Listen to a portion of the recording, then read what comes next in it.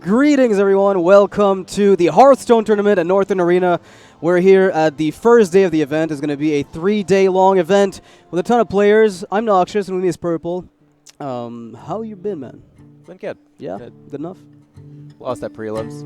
Yeah, it's fine. I mean, the prelims just took place. A lot of players that actually lost the prelims showed up here. Yeah, it looks exactly like the player list that we had in at the preliminaries for BlizzCon in Toronto. Yep. 2 weeks ago. So Northern Arena is going to be a tournament that runs. There's not only Hearthstone. There's a lot of other stuff, CS:GO included, and we've got a lot of players that are going to be competing on Canadian soil for a chance at a pretty big prize pool. Not a major event just yet, but it will be at some point in the future. The event's expanding as we speak. I'm pretty excited to see where the entire thing goes because we have big names here. We have a surprise guest. This guy still showed up in Toronto. How do you know? I just assumed that was him. I saw his face. Are you sure it was not a random guy? No, I know him. I know his face. I know his face.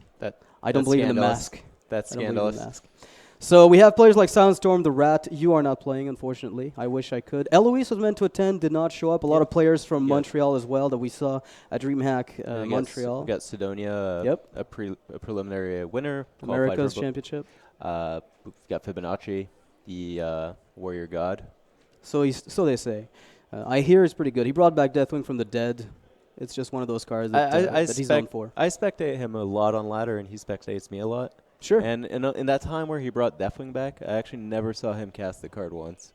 It's just there. It's just filler. Yeah, you don't need 30 cards in that deck. No, it's a 29 Yeah, card you need deck. 29 card if you're Fibonacci. So that being said, we have a lot of matches today. The event will be taking place in a best-of-5 conquest format with a ban, which means players bring 4 deck lists, ban 1 from their opponents in order to make their lineup a bit more consistent. It was going to be round stage. There's going to be a round-robin group stage, that is, for the first stage of the event, and then it will transition into double elimination for the players who make it through. Single elimination, that is, for the players who make it through. So with a filled-up bracket, we would have 32 players. I think we're sitting at 25 at the moment, which means some groups have 3 players instead of 4. All but one group has 3 players. Right. Meaning, I believe you have to go 2-0 to advance or 1-1 and not go 0-2. Yeah, exactly. The 0-2 player in the 3-man groups are going to be the ones that drop out. So we'll have some players who are going to be pretty anxious about their second match. It usually lasts a bit longer. You always have the chance of maybe getting in as 1-1 when you get in that group stage. In a 3, and there's in only a 4-man format, usually you're kind of on the 1-1. You're hoping you can do it. Then it goes to a tiebreaker usually in a 4-man. Exactly. So when you look at something like the current stage, it's going to be a little awkward on the 3-man groups. But that being said, what do we got as our first game? We got SilentStorm versus johnnybeme, and johnnybeme here on the right is going to be playing decks that we don't know yet. A bunch of question marks. I know that SilentStorm banned the Shaman from johnnybeme, and johnnybeme banned the Hunter from SilentStorm. Yeah, but without looking at the lineups, it's pretty mirror here. It's the question mark mirror, but just banning Hunter is just like, without knowing the decks, it's just like, I'm trying to figure out a reason, but it's, who bans Hunter? I mean, a control deck, try to ban Hunter. If you look at, pretty much all the tournaments, it's all Shaman ban, Warrior ban, and Druid as like the third key ban, and that comprises usually about 95% of the bans in a tournament. I could see how that works. I mean, if johnnybeme decides to bring a more control-ish type deck, maybe the Warrior doesn't do too well against the high mains and the Call of the Wild late in the game. That's one of the reasons. A very heavy Druid also could ban a Hunter. So it looks like a control Warrior. Just given that there's a Shield Slam, it could still be a Cthulhu deck. And from the Druid, we saw some Cthulhu cards. So this is actually Cthulhu Druid and a with big game Hunter. That's a new card. I mean, I'm pretty excited to see this because I was talking to someone yesterday, actually, who was telling me how good the card had been performing for them on ladder. Because right now, one of the big things is everybody's playing Ragnaros. Yes. There is never any punish because you just know it's going to come down and not be answered unless someone has mulch or, a hex. So BGH comes in and suddenly swings it back in your favor. So a nice little detail about SilentStorm's list is that he's running Bloodtaker in his ends-off control. Bloodtaker usually doesn't make the cut, but is certainly a very, very good card against aggro. Yeah, does he play 2 copies of it is my question, because you can Control Warrior doesn't have, a ton of flexibility necessarily for these slots. but Yeah, you can always make need room for your... You need your 4 or 5 death rattles, your N'Zoth, Right. your Justicar, your shield blocks, your removal package. It's pretty hard to squeeze in for sure. Alright, looks like Wow, a standard there's Cthulhu. No ramp There's for Johnny actually a Beanie. Doom Caller in this deck. Yeah. That's pretty insane. Emperor, And- Bran, Doomcaller. Even if there's no ramp for the Druid, I think he's actually in a good spot. And the reason I say that... Oh never mind, my there's a Yogg. goodness. Never mind, there's a Yogg. Okay, SilentStorm, what are you running? Is this a Reno Cthulhu Yogg I doubt Warrior? it's Reno. Yeah, it's in N'Zoth for sure. Well, I actually think that the Druid's actually in a good spot. Not Yeah. in a bad spot necessarily, even without the ramp. Is that Doomcaller means he's playing a greedy list, and we see Bloodtaker from SilentStorm. Yeah, he's playing a greedy list against a control warrior, and one of the things that warriors sometimes struggle with is dealing with every single threat you throw at them. They have a certain amount of answers, and then at one point they just get starved. They might have a high armor, but you chip it away, and eventually you get through for lethal. So You don't necessarily have to go fast against Warrior, because Yeah. they just don't do anything themselves usually. well, it's a really good hand. He picks up card draw. I guess this is better than ramp in many spots because what ends up happening is you play on curve, you have the wild growth for card draw and refueling later, Oh. and in the meantime, you're not starving yourself out of, you go for an innervate play and then you fizzle out because you have no follow-up. Oh, I don't think it's a Reno deck. Or Yeah.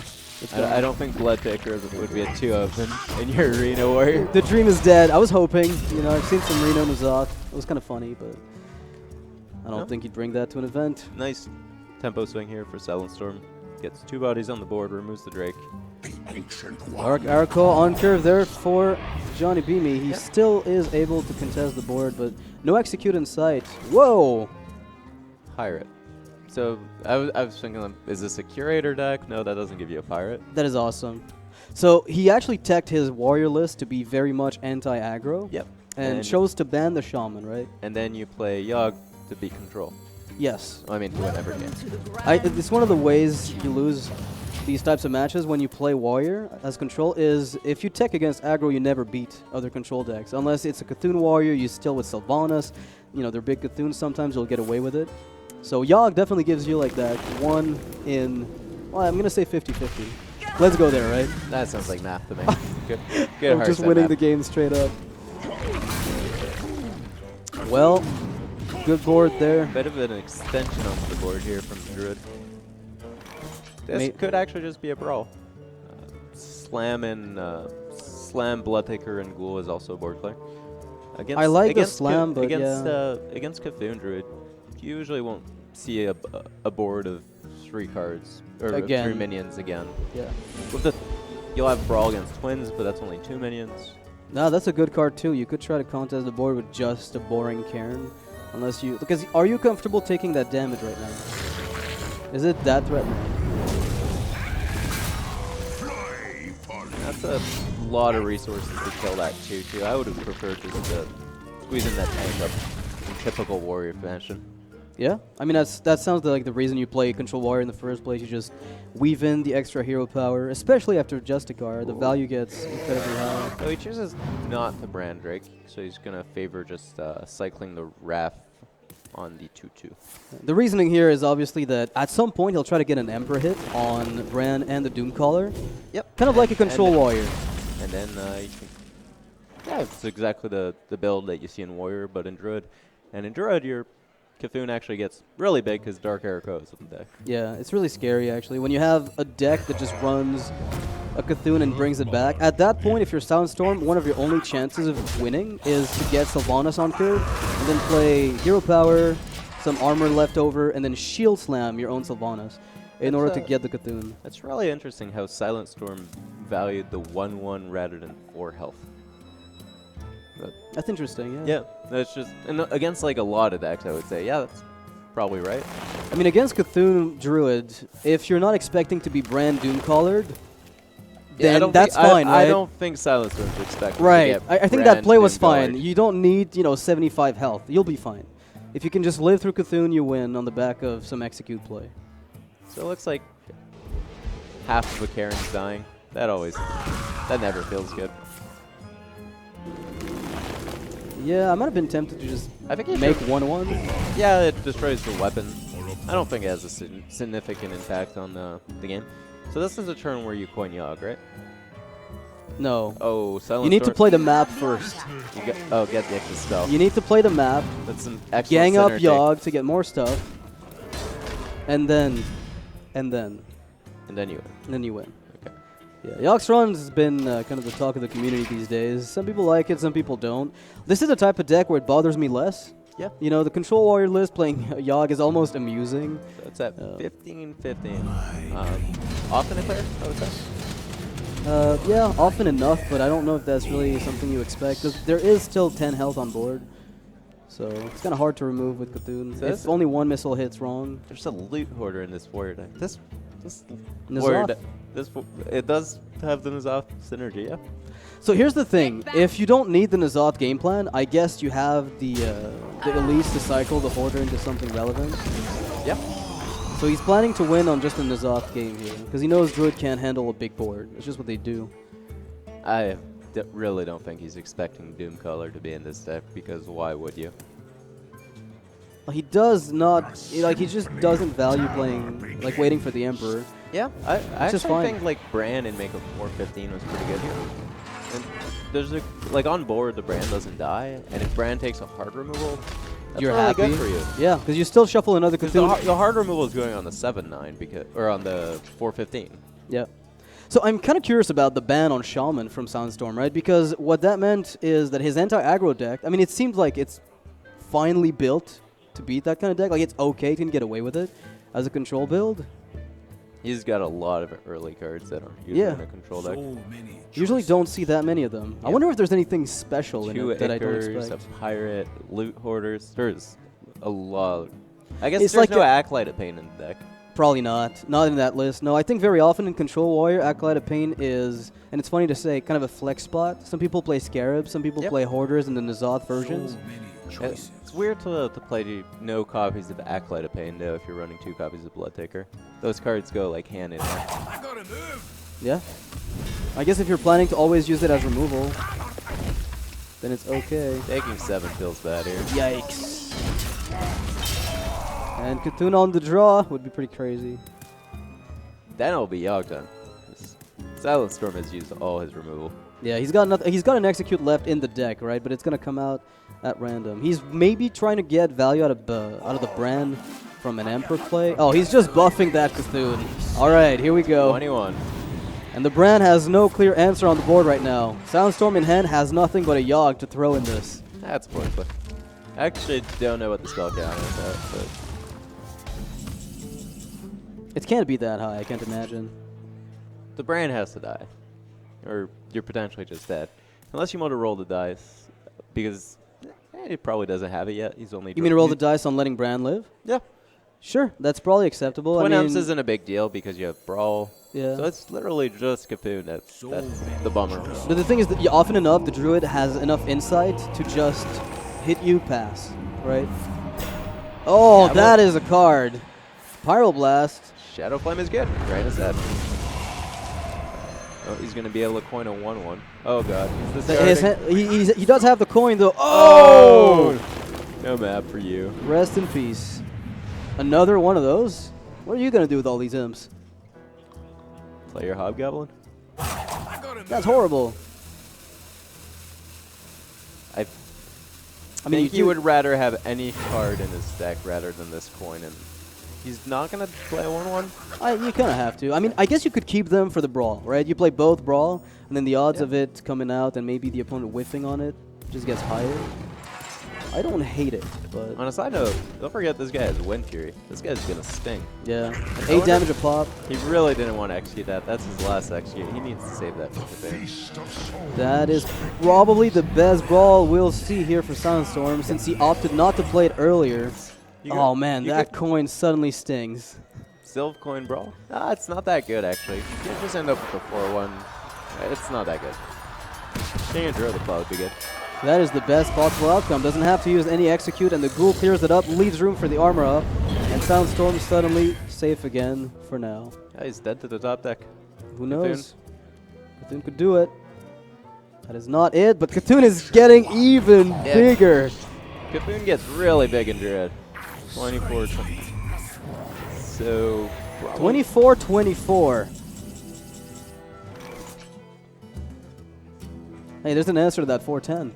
You could just go ahead and Power Blast that guy. That's amusing. At this point, I think you really need to start thinking of how to squeeze in these tank ups. So Yeah, I think you have to use your hero power could just go- about you every could- single time for SilentStorm you here. could go something like Revenge, Execute, Bash. And clear. you keep your Sylvanas for the Cthulhu play, but you're dead. You're dead to Cthulhu. Yeah. At this point, you just say, I cannot beat Cthulhu. If you go ahead and Pyroblast, you're actually just dead to Dead, Cthulhu. yeah. All your plays right now just lose to Cthulhu. So you have to just take that out of your mind and just say, Cthulhu's no longer a card I'm worried about because I just lose the game if you have that. So what else can I do? No time for games. Well, Counterspell is an interesting one. Uses all the So mana. this might, yeah, he's very mana saturated, but the no armor up is Pretty scary. Yeah, he's essentially praying that there won't be a Cthulhu ever. As you said, he's just assuming I he's think not he's also beating it. praying there's not this copy of Living Roots. Oh, and just like that, That's pretty play into Counterspell right there. Did not have to. pretty good counterspell. That Counterspell from SilentStorm, it could have been played around. It He could have really been played needs to around. play this copy of Living Roots. Why is he not playing Ooh, it? that's a guaranteed 410. I am not convinced. You've already seen both goals, I believe. We've seen both ghouls, one Yeah. early on, and the second So one it's came just out like- much later in the game. So it's actually just revenge. Does he really want to steal the 410? I mean, Druid can't handle that. You know that for a fact. 410's actually a lot of help. And just like That- that, the that- armor gain, that- Cthulhu suddenly doesn't seem that bad. No, you have a 410. That's going to tank everything. Exactly. Having any minion on the board is direct life against a Cthulhu. These 1/1s, man. They would have done so much work against Sylvanas. Unless you expected an AoE to come out. Looks would've like been- a crazed worshipper. Yep, there we go. He's got all the Cthulhu cards in here. I wonder what he's saving the Living Roots for. Face. I guess. Well, how close to lethal is SilentStorm here? That's the He's got question. 17 damage this turn. Yeah, he's got lethal You- on the next one, right? Yeah, just go ahead and shield slam this guy, push the damage, and finish him off with the Fire Blast. Well, Yogg-Strong did win the game. The player who casted Yogg did win. I still think with proper usage of hero power, though, SilentStorm often outranges the Cthulhu in this type of situation. And also, like, this Living Roots not being played It was just made very that strange. Sylvanas so much better than it had to be, really. The 27-27 that was never drawn. Oh, man, that's Spellbender. I'm going to tank that 2 damage and not die. That's a pretty typical game of Hearthstone. You just get memed by those mage cards and control warrior decks. Yeah, it just happens. Babbling Book into Kabbalah's Tome, into Kabbalah's Tome, into Kabbalah's Tome. Get valid out. Story of my life. No, Druid had a window. Window So- closed. And the Pyro Blast will close out this Oh game in man, style. the style win. There we go. That's going to be game 1 in favor This of is going to be a good SilentStorm. tournament. I'm liking this already. Game 1 of the tournament ends with a Pyro Blast and Control Warrior against Druid. SilentStorm smirking here is like, I didn't need this, but I had to show it. I have to Pyro Blast my opponent. I have to Power Blast my opponent. It's too good not to do.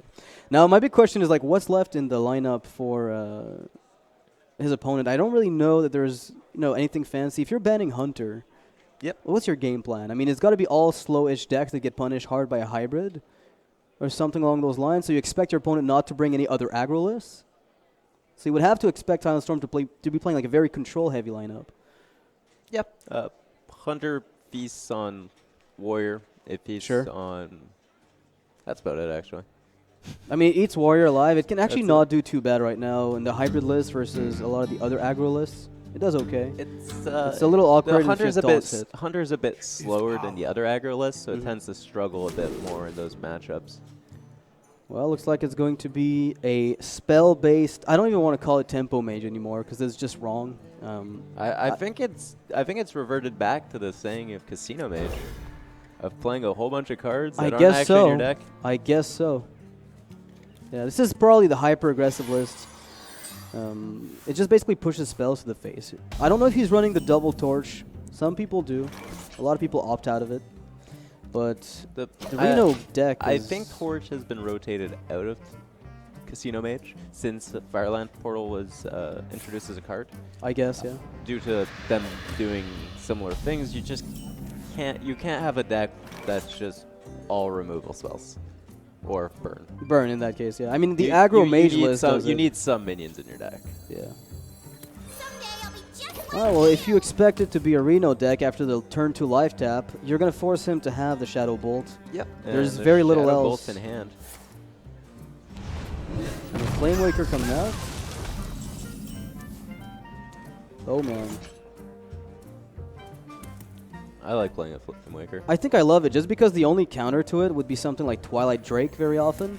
Or Spellbreaker, yeah. Like, there's very little. And he has 2 of them in hand. Right, and so you can still play the second one. And when the first one doesn't die and you get the second one going, that's just real nasty. Well, that chooses not to Hellfire. That takes some serious confidence. But I guess you can try to get the mirror images out at some point. And at this point, he just has so much mana in his hand. so SilentStorm doing what the current mage lists do, which is pooling up all the spells, on the coin especially. Once again, I would just play Flame Waker here.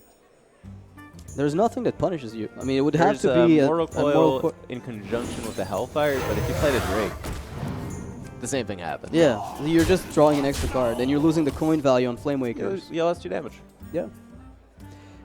I guess the argument is I'll find more one-cost spells deeper in the deck where Flame Waker can be used as a way to replenish No, I think or refuel. This is what Johnny Beam was setting up for the heal 6 this turn. Oh, this is a good turn. Flame Waker, Blast, Missiles. I don't actually mind keeping the Missiles? yeah, the missiles this turn. I think it's okay.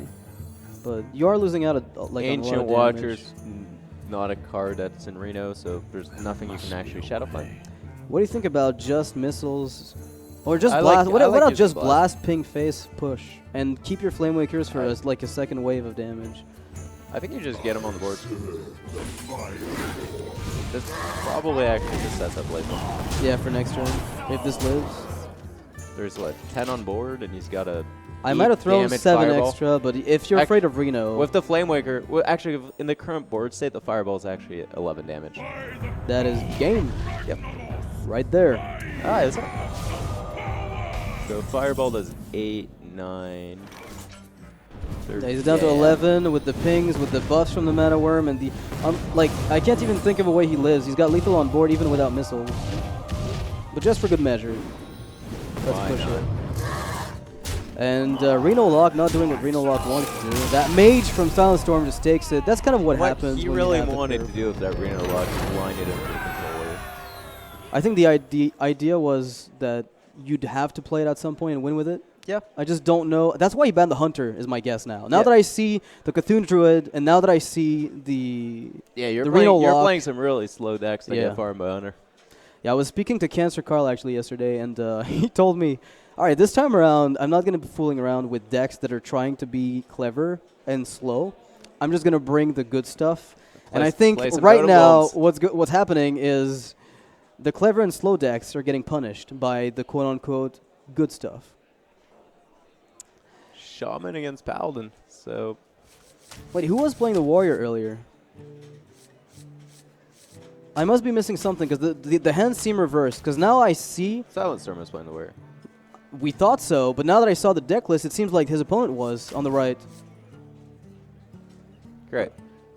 Okay, so SilentStorm was Warrior Game 1. We got confirmation from the admins. Sorry, got a little confused there. All right, well, it looks like N'Zoth Pal. Oh my goodness. There we meme. The Wombo combo. I saw a Prince Malchazar somewhere. Oh my goodness, what is this, Johnny Beme? New cards, PogChamp. What are you doing to me? We got the Spell Power Shaman. Spell Power Midrange Shaman going against the 35 card Paladin deck. What a beautiful thing to see. If anything, this is why open tournaments are the best. If anything. Yeah. Oh man, this is so beautiful. We saw Prince Mal at the beginning of the game. First time I see the card. I haven't even seen it in competitive play. Like on ladder, that is. Not once. I've played against it one game.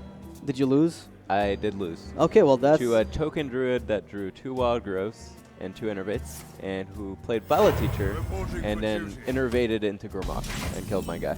Yeah, so you're saying it's just 100% It's a good card. win rate It's a card. very good card. Right. Prince Malches are 100% win rate. Nothing to do with the 2 copies of innervate and the 2 copies of wild growth he drew. Yeah. So how do you feel about the mid-range Paladin, I mean the mid-range Shaman matchup versus N'Zoth Paladin? I feel like... I think it's Shaman favored. Paladin struggles to deal with board after board. And like this, like he already feels the need to doomsayer this. And the reason for that is eventually just 3 totems and a flame tongue is something you actually have to clear. Yeah, because you don't even know what the entire list is either, right? It could be more totem specific. There's a lot of ways to build mid-range Shaman absolutely. right now. And then it's very hard to be proactive from the Paladin standpoint because Hex is a card. So all your commitments to having like that power turn of Flankair and Sylvanas, Tyrion, it just gets answered for 3 mana and you just end up behind again. Yeah, So I think this matchup's definitely favored for the Shaman. Yeah, and it's interesting because the Doomsayer early means that because he doesn't have any turn 5, he almost has to replay the other one to curve. Oh, that's a... You gotta get rid of that 1/1 yeah. weapon. Let's do it.